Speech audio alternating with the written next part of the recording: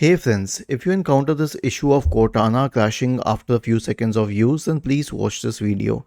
Now, I want you to read this very carefully. Cortana has been discontinued.